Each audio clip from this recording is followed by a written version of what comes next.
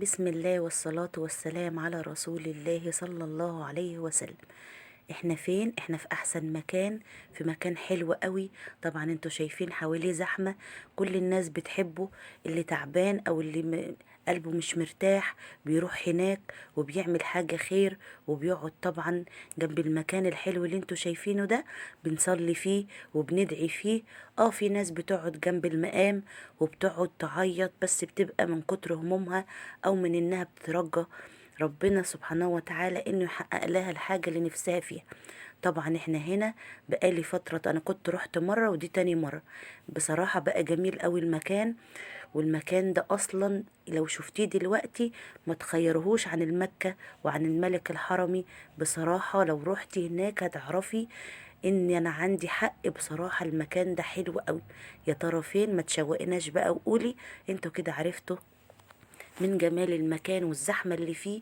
طبعا يعني كده مش زحمة قوي، كمان ده بيبقى زحمة عن كده. انا كنت رايحة في يوم مفهوش زحمة خالص. احنا هنا في الحسين، في المكان ان انا برتاح فيه وبحب اروحه، وبحب اقعد فيه وادعي فيه كمان. انا هنا كنت رايحة علشان كنت واعدة ان انا اروح المكان ده اعمل فيه حاجة وادعي فيه ونصلي فيه. انا بحب اقعد فيه قوي واقعد اصلي. وبصوا دخلت عند المقام كده، هنا كنا احنا منتظرين صلاة العشاء وهنصلي العشاء. بصوا المكان الحلو ده اهو. انا طبعا مش ما نزلتلكوش صوت الفيديو الحقيقي لان الناس فيه بتتكلم، واللي بيدعي واللي بيقول ادعية واللي بيقول باسم حد، فاحنا ما ينفعش انزل يعني كلام الناس وكده. وانا كمان كنت بدعي وكنت بدعي بصوت برضو طبعا، لان انا بحب اي حد يخش المكان ده بيدعي فيه. مش ان احنا في ناس بتقعد في الارض كده وتقعد تعيط وتقعد تترجى من الله سبحانه وتعالى.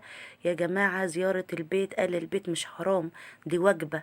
والناس بتقول يا رب، يعني احنا بنقول بشفاعة أهل بيتك وبشفاعة رسولنا الكريم صلى الله عليه وسلم. أنا رحت المكان ده صليت فيه، كان العشاء، ودعيت، وكان عندي حاجة عملتها هناك ودعيت فيه شوية وقعدت دعيت. كنت أنا وابني ودعينا للناس كلها ودعيت لولادي. الدعوة فيه مستجابة لأن انت بتدعي بشفاعة رسولنا صلى الله عليه وسلم. وبندعي. وكمان المقام اللي جوه ده شايفينه بقى شكله حلو ازاي. هما جددوه، ده مقام سيدنا الحسين رضي الله عنه. وزيارة آل البيت وجبة مش حرام، ولا انك تروحي هناك تتكلمي او تروحي تقولي معلش على صوت انا عندي برد.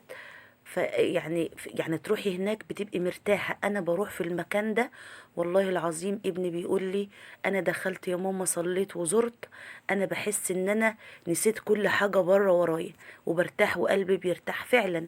احنا بنحس براحة حلوة قوي في المكان ده، عشان كده انا بحب اروحه على طول. فرحت وبوريكم التجديدات الجميلة اللي فيه، وبوريكم انا بحب اصوره عشان اجي هنا اوريك. كانت والدتي قالت وريهوني. بصوا كده بصراحة جميل، فقلت انزله لكم كمان. بصوا المقام من جوه، وبصوا راحة الراحة ان انت تحسي ان انت دماغك اتمسحت.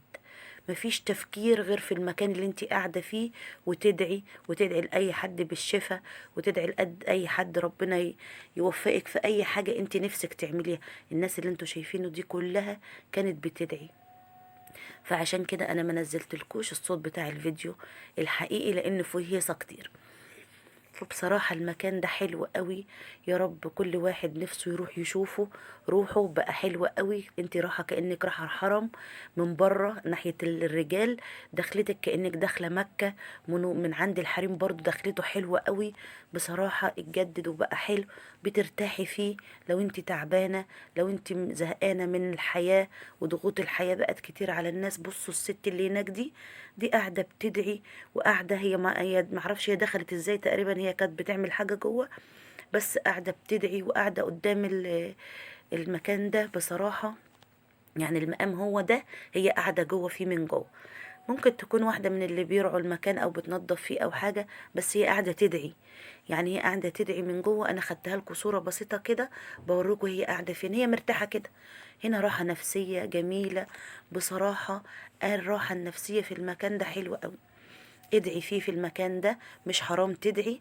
هو حرام ان انت تمسكي بس، حتى مش حرام، هو غير مستحب ان انت تمسكي المقام وتقفي تدعي وتعيطي. بصوا القعدة الحلوة دي كان نفسي اشوفها دخلت منين وادخل كمان واقعد مكانها او اقعد جنبها وادعي. الدعوات هناك مستجابة، بتدعي بيبقى قلبك صافي منك لربنا على طول. بتدعي بالشفاء، أنا دعيت بالشفاء لإخواتي، والأخويا اللي هو الكبير اللي كان تعبان برضو دعيت له بالشفاء.